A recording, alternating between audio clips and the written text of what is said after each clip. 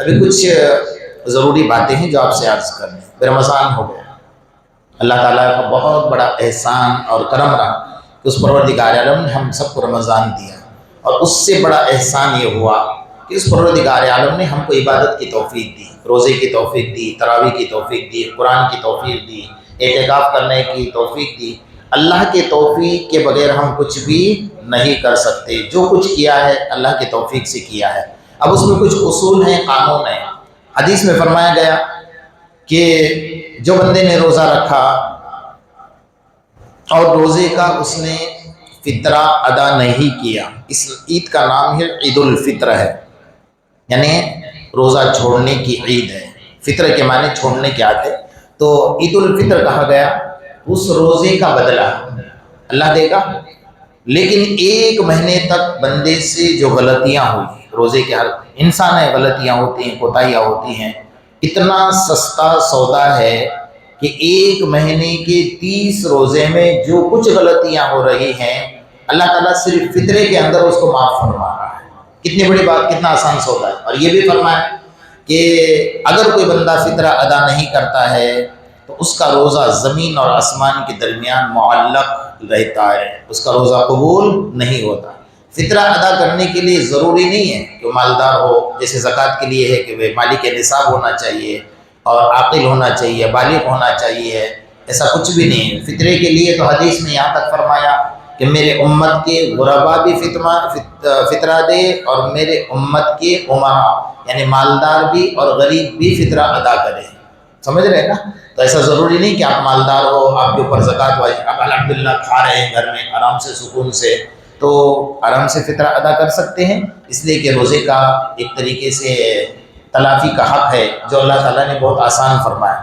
اس میں سب سے اعلیٰ درجے کا فطرہ میں بہت مختصر بتا دوں آپ کو سمجھ، کشمش جس کو مناقہ کہتے ہیں، 3.5 کلو کشمش، یہ اعلیٰ درجے کا فطرہ ہے جن کو اللہ نے مال و دولت سے نوازا ہے۔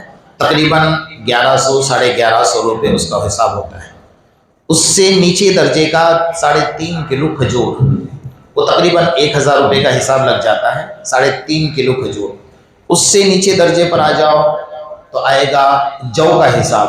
اب جو ہے وہ تقریباً 3.5 کلو آج کے اعتبار سے دیکھا جائے تو 175 روپیہ اس کا بڑا مشکل سے ہوتا ہے کہ بندہ اس کا ادا کر لے، تو نہیں 150 اس کا جو کا جو حساب ہوتا ہے 3.5 کلو جو، اس میں جتنا بھی آج کے طور سے بھاؤ چل رہا ہے اس کا بھاؤ نکالا جائے اور اتنا ادا کر دیا جائے۔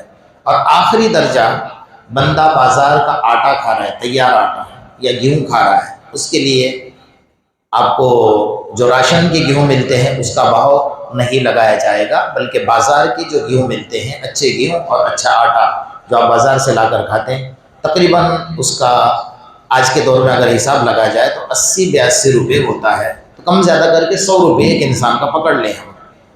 تو یہ فطرے کی اعلیٰ درجے سے نیچے درجے تک کی جو ترتیب بنائی ہوئی ہے، یہ ترتیب سے ہم فطرہ ادا کریں۔ فطرہ کن کن لوگوں کو دینا ہے؟ آپ دیں گے، آپ کے اہل و عیال دیں گے، آپ کے چھوٹے سے بچے دیں گے، آپ کے گھر میں اگر کوئی خاتون کام کر رہی ہے اس کا فطرہ بھی آپ کو ادا کرنا ہے۔ سمجھ گئے نا؟ پہلے زمانے میں جو غلام ہوتے تھے، غلاموں کا فطرہ اللہ کے رسول صلی اللہ علیہ وسلم نے فرمایا تھا آپ لوگ ادا کریں۔ تو آپ کے گھر میں اگر کوئی عورت کام کر رہی ہے اس کا فطرہ بھی آپ کو ہے۔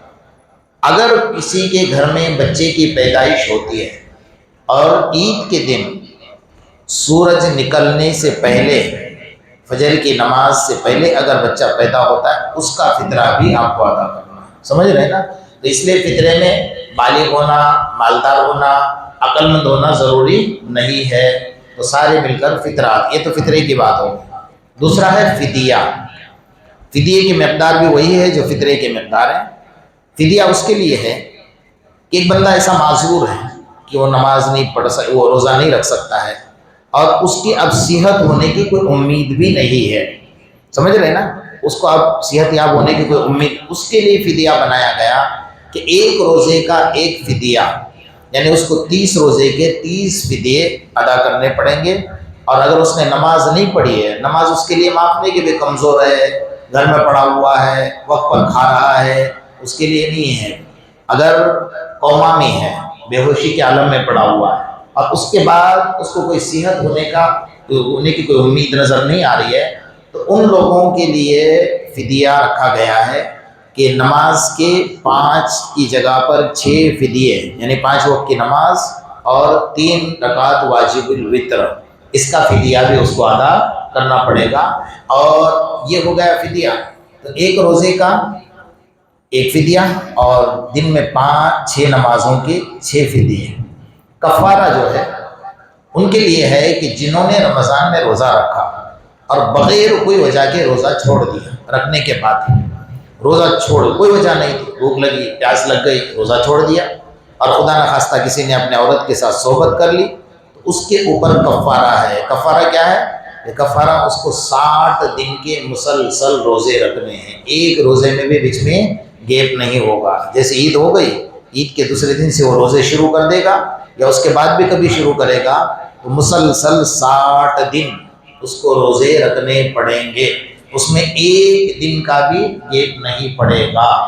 یہ اس کا کفارہ ہے۔ جس نے جان بوجھ کر روزہ چھوڑ دیا یا کسی نے روزے کی حالت میں ایسی حرکت کی جس کی وجہ سے روزہ فاسد ہو گیا، تو اس کے لیے یہ کفارہ ہے۔ تو یہ ضروری چیزیں ہیں ہمارے معاشرے کے اندر، اور فطرہ اس کے اوپر واجب ہے۔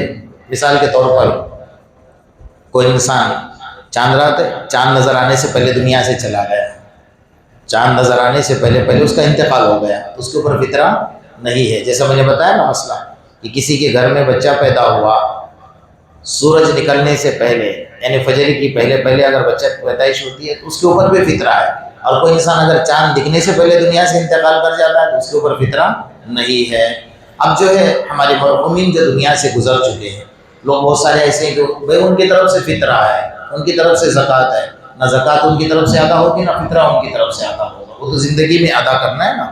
ہاں، ان کی طرف سے قربانی کے مسائل ہے کہ آپ قربانی ان کی طرف سے کر سکتے ہو، مرحوم کے نام سے نہ زکوٰۃ دے سکتے ہیں، نہ مرحوم کے نام سے کوئی فطرہ نہ فدیہ دے سکتے ہیں، ان کے لیے ایصال ثواب آپ کر سکتے ہیں جتنا آپ کو کرنا ہے۔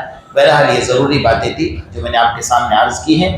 دوسرا، ابھی ہمارے پاس کل کا دن اور کل کی رات، اللہ نے اگر زندگی باقی رکھی ہے تو بہت اچھا وقت ہے، گویا 24 گھنٹے کا وقت ہمارے پاس موجود ہے۔ ہم اللہ سے توبہ کریں۔ رمضان کے جانے پر بہت سارے لوگ خوشیاں مناتے ہیں اور الوداع کے نعرے لگاتے ہیں، الوداع کے پتہ نہیں کیا کیا پڑھتے ہیں۔ الوداع کس کو کہتے ہیں پتہ ہے آپ کو؟ الوداع کا مطلب یہ ہوتا ہے کہ ہم اس کو ہمیشہ کے لیے رخصت کر رہے ہیں۔ سمجھ رہے بات کو؟ الفاظ کو سمجھا کرو۔ جیسا آقا نامدار محمد رسول اللہ صلی اللہ علیہ وسلم نے جو حج کیا، حجۃ الوداع کہا گیا اس کو، وہ آخری حج تھا زندگی کا، اس کے بعد کوئی حج نہیں ہوا۔ تو یہ جو نعرے لگاتے ہیں نا، ماہ رمضان الوداع، ماہ رمضان الوداع، تو اس کا مطلب آپ رمضان کو ہمیشہ کے لیے الوداع کر رہے ہو، تو یہ چیز غیر مہذب ہے۔ ایسا نہیں، اللہ تعالیٰ سے رمضان ہر وقت مانگنے چاہیے کہ اللہ زندگی میں رمضان دے، اور قدردانی کے ساتھ جو کچھ غلطیاں ہم سے ہوئی ہیں رمضان میں، اللہ تعالیٰ سے سرب سجود ہو کر معافی تلافی کرے، اللہ تعالیٰ سے مانگے۔ اور وقت ہے ہمارے پاس 24 گھنٹے کا، اور مقبولیت کا وقت ہے، تو اس مقبولیت کے وقت کو ہمارے ہاتھ سے کھونے نہ دے، بلکہ اس کو عبادت کے طور پر قبول کرے۔ اللہ تعالیٰ ہم سب کی عبادات کو قبول کرے۔